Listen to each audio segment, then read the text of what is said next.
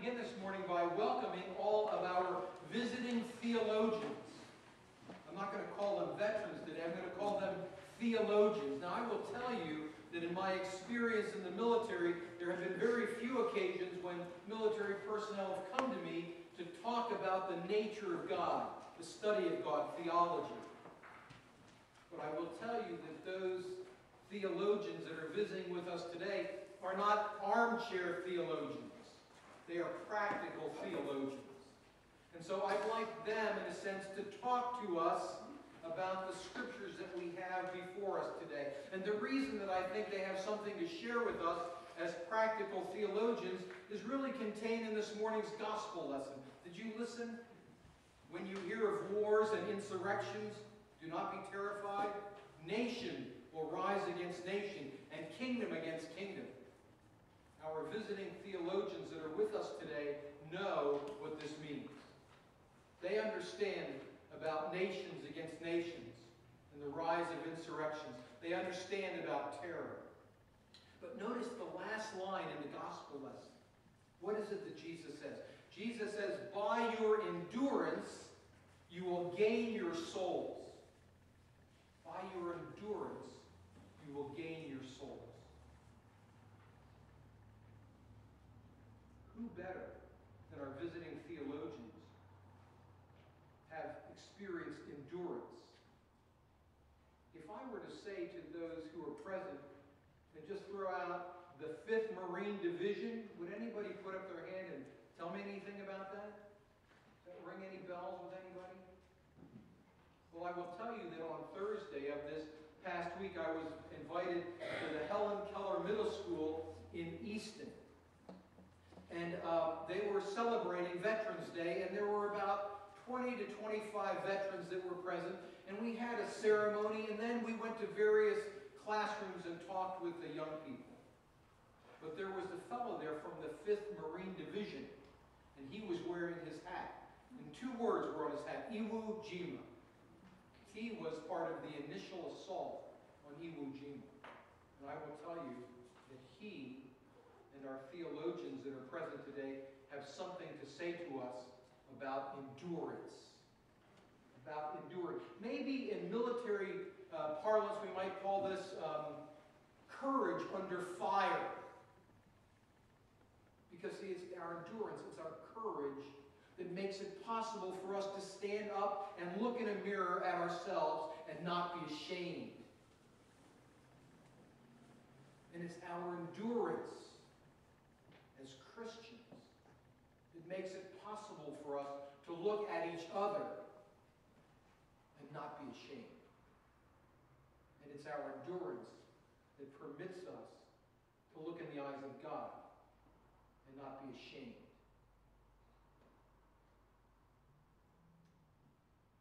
Our theologians present this morning have something to say to us about the nature of endurance, about courage under fire. And it's that endurance, says Jesus, that saves, that by which we will gain our souls.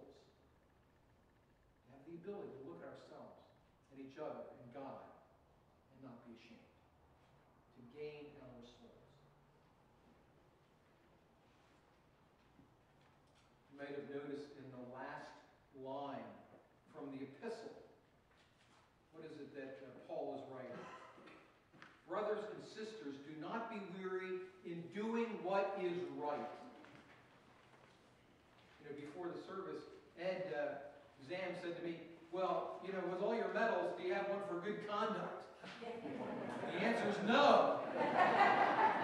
And there's a reason. That is because officers are always expected to have good conduct. You don't get an award for that. That's part of your job. And that got me thinking about a fellow I met a couple weekends ago when I was at the National Episcopal Crescio Conference. And he was a retired colonel. He had been a brigade commander. And he told me this story about the former chief of the staff of the Army, General Schumacher, who retired in 2007. He said, you know, we were young captains together in Germany. And we had a special function at the officers' club. We were all in our dress blues. He said, now, Captain Schumacher was an artillery officer, and he thought it would be a grand idea to get a howitzer to open up the doors of the Oak Club, put it in there, and fire it off. Of course, not with a live round, with some kind of, percussion or whatever. And he said they did remember to open up the doors. That was a good thing. But they forgot about the back blast. He said he blew all the windows out of the officers' quarters. All the ceiling tiles came down, and everyone in their dress blues looked like it had been snowing on them for a week. Brothers and sisters, do not be weary in doing what is right. I think our visiting theologians know about doing what is right.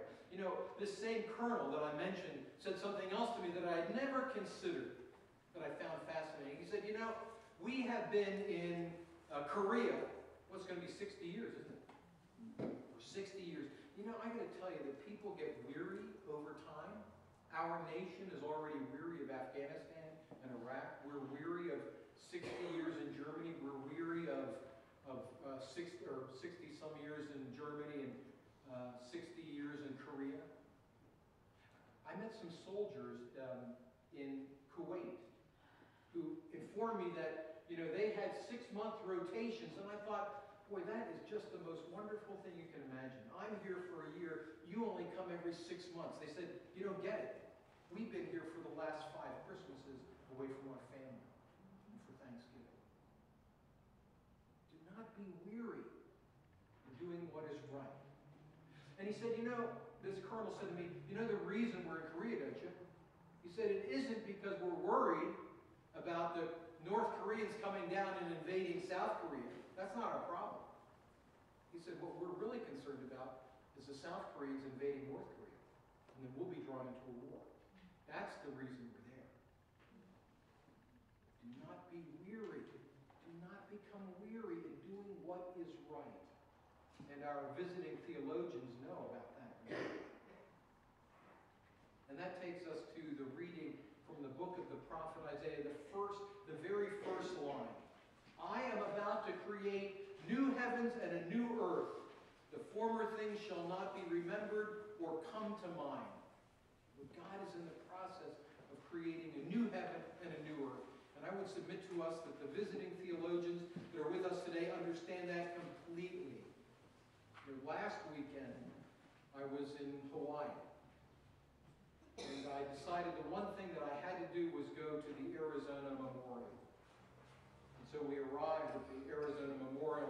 The only difficulty was there was a small craft warning. So the skiff that takes people out to the memorial was not going on that day. So you only got to look at it from a distance. But we did get to go over to Ford Island. We got to go on the battleship Missouri. You know what? The people in Hawaii, or at least the military, they call that the bookends.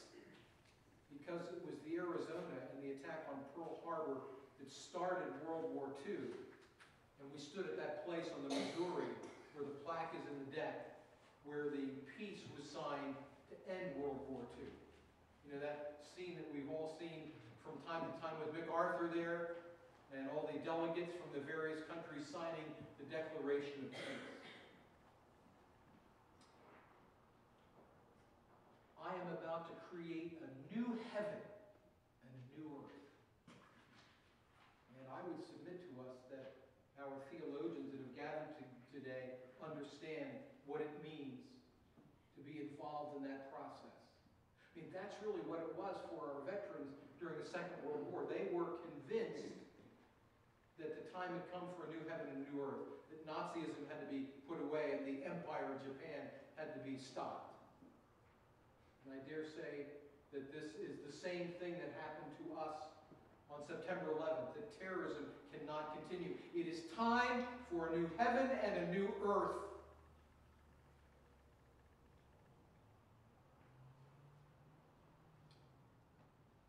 So, we've come here today. We've come here today not as veterans, but as theologians, not armchair theologians, but practical theologians, to try to understand the mystery of God. And what we've come to learn is some very extraordinary things. That by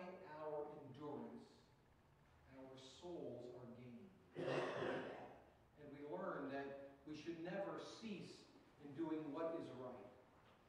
And finally, we learn the meaning of our Lord's Prayer. That God's will be done on earth as it is in heaven, and perhaps not perfectly here on earth. But we are engaged with our Lord in attempting to bring about a new heaven and a new earth, where the dignity